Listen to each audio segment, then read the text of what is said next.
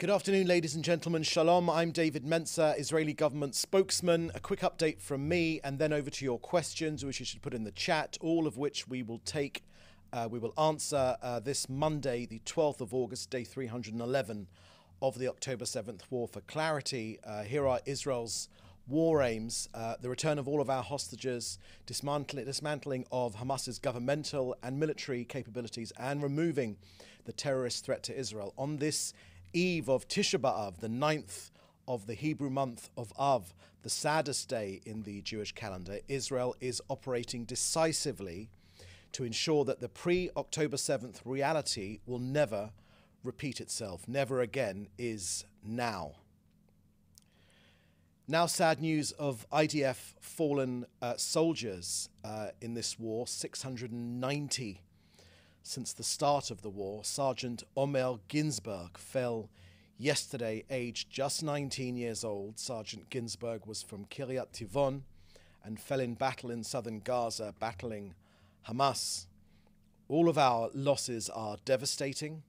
All of us here in Israel send condolences to these dear families of our heroic soldiers who fell in combat from terror attacks, and our civilians. The government and the people embrace the bereaved families in their most difficult hour. We are committed to the testament of the fallen to continue to absolute victory over Hamas. May the memories of our fallen heroes be a blessing forever.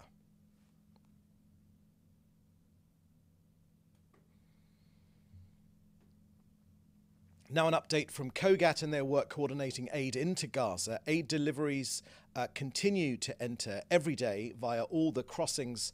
In the last 24 hours, COGAT have facilitated large quantities of medical equipment and other aid requiring unique delivery conditions. Yesterday, a truck carrying insulin, vaccines and other medicines was transferred to Gaza while ensuring a cold chain. We will continue to expand our efforts to facilitate humanitarian and medical responses for Gaza. At the end of last week, the IDF revealed that Hamas had embedded rocket launch sites, rocket launch pits, near the largest fuel storage facility in Gaza. This was along the Philadelphia corridor, a few dozen meters away from Gaza's largest fuel storage facility for civilian use. Any damage to the facility, including rocket fire from these nearby launch pits, would have endangered the lives of tens of thousands of Gazans. The IDF was careful not to damage the fuel storage facility while dismantling the launch pits. Another example of Hamas's systematic abuse of civilian and humanitarian infrastructure. Since the beginning of the war, more than 45,000 trucks have delivered 882,000 tons of humanitarian aid into Gaza. That's 80% more food compared to prior to the October the 7th. So that's the end of our briefing today. I will now take your questions. Please put them in the chat in the usual way with your news outlet. First question here is from Hannah Julian of the Jewish Press. And there's two questions here. First question is: the UK, France, Germany called on Iran not to attack Israel out of concern. The attack would scrap the hostage release talks, which they connect with the desperate need to get humanitarian aid into Gaza, despite TikTok videos from Gazans themselves clearly showing the fallacy of this claim. Does Israel have any conversations with these countries explaining this erroneous view? Yes, of course. Thank you for that question, Hannah. Whichever visitors from foreign countries come to visit us at the current time, we're always keen that part of that trip is a full expose of Israel's effort to get more and more aid into Gaza. It's extremely important. We've shown this to Secretary of State Blinken very recently, but also many other international visiting leaders. It's an important aspect of this war, our effort to get as much aid as we possibly can. This fallacy of famine, it never existed, it never will exist. It's against our principles. Our battle is not with ordinary Gazans, it is of course with Hamas and their terrorist backers in Iran, but also Islamic Jihad as well. So, and we're also making our efforts to get more and more aid into Gaza clear to everyone. It's on COGAT's Twitter feed every single day. We talk about it in every briefing here today. We share it with our friends and allies around the world about our efforts. But you're right, Hannah. I think it's difficult for the message to get through. This narrative has unfortunately, this false narrative has unfortunately taken hold. It's a key part of the Hamas narrative. It is incumbent on all news organizations to tell the truth about what's going on, not the propaganda which Hamas are sharing with people, whether it's casualty figures or this idea about shortages in Gaza. Much food is going in. We talked about, just today, we talked about the amounts of aid going in. That's 882,000 tons of humanitarian, a huge amount. More food, 80% more food compared to prior to October the 7th. COGAT has made that clear. We put it on, they put it on their Twitter feed. The government is having these discussions and people continue to make what we feel are just incorrect, inaccurate claims about shortages. There is a lot of food going in, and sometimes it feels that the narrative is just not cutting through because it's taken hold and people don't want to challenge it. But of course, the truth needs to get out there, and we're trying to do that every day from here, but also in our interactions with foreign governments. Next, Hannah Julian's second question. Hamas has announced it will not send any representative to the hostage talks set for Thursday. Will those talks be cancelled since only one of the two necessary parties will be present, will attend? Thank you for that question, Hannah.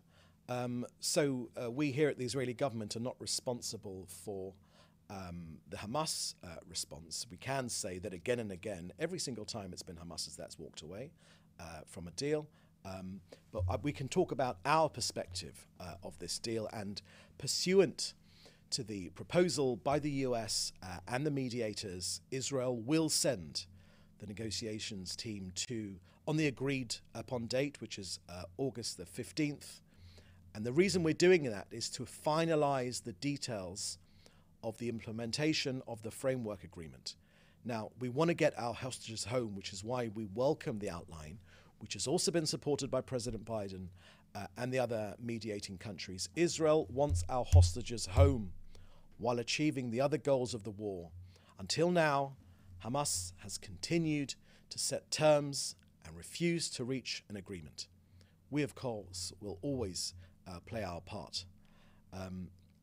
Next question is from Joel Pollack at Breitbart News. Can you clarify whether Israel has or has not added demands to the terms of the proposed hostage deal over time? Thank you, Joel, for that question. We have made a policy not to discuss the discussions, not to talk about the discussions ongoing right now. We've made our position clear, what we want to get out of these negotiations. We've made our war aims clear. We want to get our people home, but we're not discussing the issues in public. These are difficult subjects. They are delicate subjects. People's lives literally hang in the balance. So as we have been up until now, we're not discussing the terms of the deal, except as we have already in more general terms, or any other changes. Look, we are dealing with a terrorist organization here, okay? A terrorist organization, not a trustworthy interlocutor, a partner on the other end of the table that there is a mutual trust. There is no trust between Israel and Hamas. They are a murderous terrorist organization that claim, even to this day, that they wish to carry out October the 7th again, and all the while denying the terrorist outrage, the murderous outrage, the children which they have murdered deliberately, the families which they burnt alive deliberately, the homes which they destroyed, the appalling rapes which are now well documented, all of which they deny. So that is the challenge which we're facing, trying to create an agreement. We have agreed to go down this path to get our people home. That is our priority, but we won't be discussing the other aspects of the agreement. Next question is from what looks like I think it's from Phoenix Television in Hong Kong, China. David, do you have any further talk about the Gaza school casualties? Some sources have said 100 deaths, and IDF said almost no children and women. And indeed, it is from Phoenix Television in Hong Kong. Thank you very much for that question. We have obviously been questioned a lot about it, and we have done many media interviews about it. But let me share with you our current assessment. Look, a terrorist command and control center located what was formerly a school. I think it's very important. If a school becomes a command center for terrorists, it is no longer a school. It's incorrect to call it a school compound. This was a site used, yes, but as a civilian shelter, but it's a site that we attacked, which served as the Hamas and Palestinian Islamic Jihad terror organization as a shelter and as a command center from which various attacks were planned and advanced against the IDF troops, against our troops and Israelis. I can confirm at this moment what we know is that at least 19 Hamas and Islamic Jihad terrorists were eliminated. We have published their photos. We have published their crimes, their affiliation. We have published who they were and which organization and what they did in that organization. Terrorists. We have a duty to defend our country. Now, this reflects a systematic pattern of exploiting the population and civilian infrastructure for terror purposes. These terrorist organizations have established in Gaza a vast network of tunnels which pass under homes, under hospitals, under mosques, under schools, and UN facilities, and they're used for terrorist operations, for the storage of weaponry, and for imprisoning our own Israeli hostages. Now, Israel sees harm caused to civilians as a tragedy, absolute tragedy. We do our utmost to avoid any harm to civilians. It is in the nature of the way that Hamas has been fighting us that some civilian deaths are inevitable because of the way that Hamas fights us. Hamas, of course, sees harm to civilians as a strategy. Hamas are not upset that there are civilian casualties. They're only upset there are not 10 times more civilian casualties. Now, Hamas are systematically violating international law, performing a war crime by using the civilian population as a human shield for its terror operations. Now, the data published by Hamas officials cannot be trusted. We say this again. Hamas are liars. They are systematic liars. The terrorist organization that burned whole families alive and then denied that these things happen, it is no longer a surprise to us here in Israel that their figures cannot be trusted. And we've proven this in previous incidents. For instance, the famous Al-Ali hospital attack, which was blamed on Israel, hundreds of casualties. It turned out to be an Islamic Jihad rocket that had misfired and killed Palestinians, fired by Palestinian terrorist organizations themselves. Now, the numbers of casualties are frequently exaggerated, inconsistent with the data held by us here by the Israeli government and the IDF. The precise weaponry used in the attack could not have caused the amount of damage and the casualties that are being reported. Furthermore, no severe damage was caused to the compound, as can be seen by the photos taken after the strike. Prior to the strike, numerous steps were taken by Israel to mitigate the risk of harming civilians, including the use of a small warhead, aerial surveillance, intelligence information. The event is still under review by the IDF, and we will come back with our conclusions shortly. Okay, next question. Any other questions? I've got another question here from Dan Williams of Bloomberg. Let me share with you that question.